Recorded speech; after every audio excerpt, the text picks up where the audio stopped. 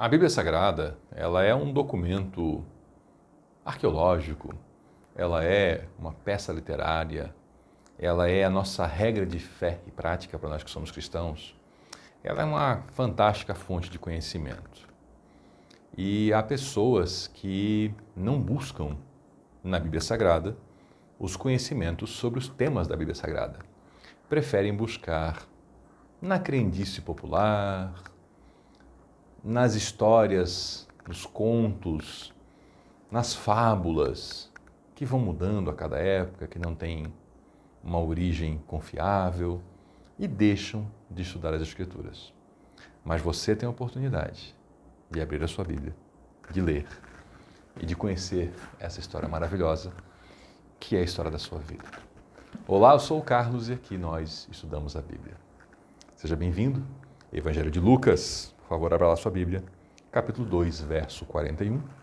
Acabamos de estudar anteriormente, no último vídeo, como é que foi a apresentação de Jesus no templo, depois do tempo de purificação após o parto, profecias que foram ditas a respeito dele, e agora a cena corta para 12 anos depois. E depois a cena vai cortar de novo para Jesus aos 30 anos. E nós lemos nas Escrituras que Jesus é a revelação plena de Deus. Jesus é o próprio Deus, Ele é o Senhor, Ele é o ápice. E aí há pessoas que tentam diminuir Jesus, tentam descaracterizar Jesus, tentam dizer que Jesus é importante, mas não tão importante.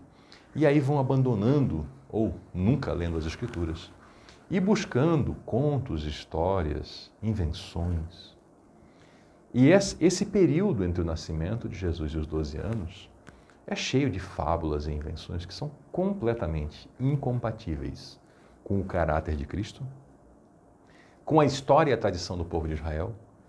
Há fábulas escritas sobre Jesus Cristo que, se você conhece o mínimo sobre a tradição de Israel, você vai ver assim, não, isso aqui, quem escreveu isso estava imaginando um ambiente europeu, medieval, não tinha nem ideia de como é que era a terra de Israel nos tempos de Jesus. Há gente que fala que entre os 12 e os 30 anos, Jesus foi para a Índia aprender com mestres da Índia.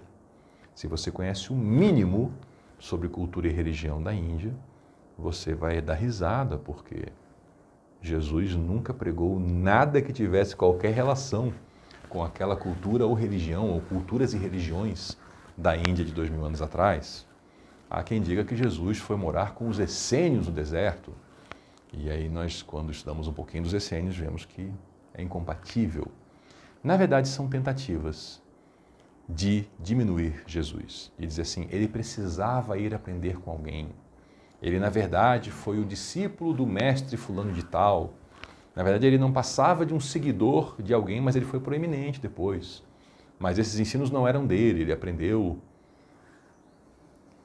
de um mestre da Índia, ou de um mestre no deserto, ou de um mestre não sei aonde. Jesus é o mestre. Jesus é Deus. Guarde isso. Todos os anos, seus pais iam a Jerusalém para a festa da Páscoa. Essa festa é a festa que marca a libertação do povo de Deus da escravidão no Egito. E todos os anos os pais dele iam celebrar em Jerusalém, lá na capital. Quando ele completou 12 anos de idade, eles subiram à festa conforme o costume. Hoje nós temos a celebração do Bar Mitzvah.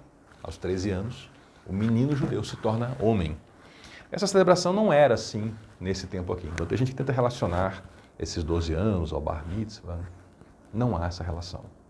Até porque o Bar Mitzvah hoje é com 13, sempre foi, né? Mas não estava ainda dessa maneira como nós conhecemos nessa época. Então era só uma referência aqui. Qual a idade dele? Tinha 12 anos nessa época. Isso. Foram para a festa, né? E a festa durava 8 dias. Tinha a própria festa da Páscoa, mais a festa dos pães sem fermentos. As duas festas eram juntas e era um festão. Terminou a festa, eles voltaram para casa, os pais voltaram para casa. Só que o garoto, o menino Jesus, ele ficou em Jerusalém, sem que eles percebessem.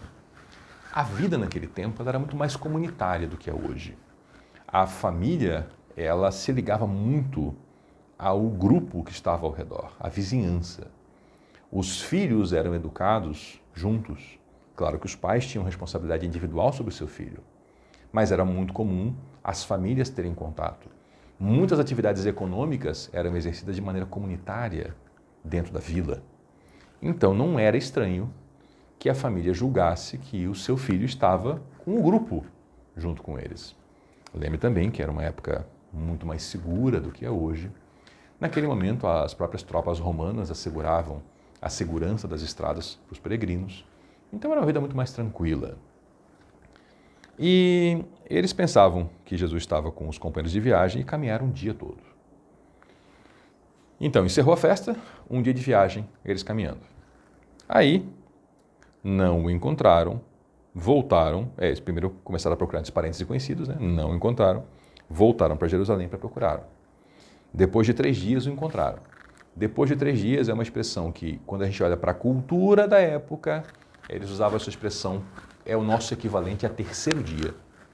Tá? A gente conta muito preciso, a gente tem muito relógio hoje, então tudo é muito fácil. E a gente é muito rigoroso com contagem do tempo, né? Porque a gente tem leis, tem normas, a gente tem boletos para pagar, então o tempo é muito importante, né? E aqui significava terceiro dia. Então, um dia de viagem, um dia procurando, um dia voltando. Ou um dia de viagem, procurando, volta, procura, enfim, terceiro dia. No terceiro dia, encontraram ele no templo, sentado entre os mestres, ouvindo-os e fazendo-lhes perguntas. O modo de ensino judaico é esse, sentados, ouvindo e falando, e perguntando, ouvindo e perguntando. Esse é o modo judaico. Nosso modo é grego, tá? Nosso modo é grego, é um professor em pé, os alunos sentados e o professor falando, transmitindo conteúdo. O modo judaico era muito mais perguntas e respostas, ou melhor, é muito mais, até hoje é assim, né? E todos os que ouviam Jesus ficavam maravilhados com o seu entendimento e com as suas respostas, porque afinal de contas ele tinha 12 anos e o entendimento dele era pleno. Quando os pais o viram, eles ficaram perplexos. Isso é importante. Eles sabiam quem era Jesus, os dois sabiam. Ao mesmo tempo, Jesus vivia com eles como seu filho. Eles sabiam o que ele se tornaria. Profecias diretas e indiretas, né? Direta porque eles receberam diretamente de Deus a partir de um anjo, indiretas porque profetas vieram a eles e entregaram. Ainda assim ficaram perplexos. Era um momento incomum. Sua mãe lhe disse: "Filho, por que você nos fez isso? Seu pai e eu estávamos aflitos à sua procura." A mãe vê naquele momento o menino fazendo algo que é uma aflição. Ele ficou para trás, ele ficou no templo. Nós fomos. Por quê? Por que você fez isso? Nós estávamos à sua procura. E a resposta dele, que é a primeira, são as primeiras palavras de Jesus que aparecem aqui no Evangelho de Lucas, né? Por que vocês estavam me procurando? Não sabiam que eu devia estar na casa de meu pai? Por que procurar? Vocês não sabiam o lugar já? Por que sair procurando? Não sabiam onde eu deveria estar? Como é que eles saberiam? As profecias? Tudo que foi dito a eles? Então a resposta dele também é uma pergunta. Por que vocês saíram procurando? Vocês não sabem onde é que eu deveria estar? Na casa do meu pai? Só que eles não compreenderam o que ele lhes dizia. Pai, né? Eu e seu pai lhe procurando, eu estou na casa do meu pai. Parece que ficou um pouco confuso para eles, não entenderam. Mas ficaram maravilhados com a cena que eles viram. Então Jesus foi com eles para Nazaré e era obediente. Jesus, Deus, o Filho de Deus, foi confiado a esse casal. E esse casal o educava e ele era obediente. Não é interessante isso? Nós temos aqui esse jovem de 12 anos que conseguia dialogar de igual para igual com os mestres da lei, com os doutores da lei, com os principais intelectuais da nação de Israel. O próprio Deus ele era. E ele vai para casa e ele obedece pai e mãe. E hoje a nossa sociedade insiste que a obediência a pai e mãe não deve ser feita. Que é uma opressão, que faz mal para a criança, que a criança deve ser respeitada nas suas peculiaridades, o que deve sim, mas se traduz isso como deixar a criança fazer o que quer. E aí a pobre criança cresce para se tornar um adulto incapaz de uma vida plena em sociedade. O próprio Jesus obedecia a seus pais. E hoje a sociedade insiste que as crianças não obedeçam a seus pais e que os pais não imponham a obediência. Nós vemos hoje, como eu vi há poucos dias, no restaurante, uma criança dos seus 8 ou 9 anos discutindo de igual para igual, batendo boca com a sua mãe, reclamando do prato que lhe fora servido. É um contraste. Sua mãe, porém, guardava todas essas coisas em seu coração. Novamente, Maria, com essa característica marcante. Não compreendeu a cena, mas guardou. Maria não era uma pessoa que, ao ver algo importante e não compreender, duas coisas que ela não fazia que são comuns hoje. Uma, ao não compreender, ela não saía então fazendo um julgamento qualquer. Não compreende, então deve ser isso. Muito comum hoje, Maria não fazia isso. Maria também não desprezava o evento porque ela não compreendeu. Ah, não compreendi, então não é relevante. Não. Ela não compreendia e guardava no coração. Por quê? Porque em algum momento aquilo poderia ser importante. Voltar a ser importante. Maria demonstra muita sabedoria. Coisa que falta muito nos dias de hoje. Jesus, então, ia crescendo em sabedoria, estatura e graça diante de Deus e dos homens. Sabedoria, estatura e graça diante de Deus e os homens. Vamos lá? Vamos separar isso aqui?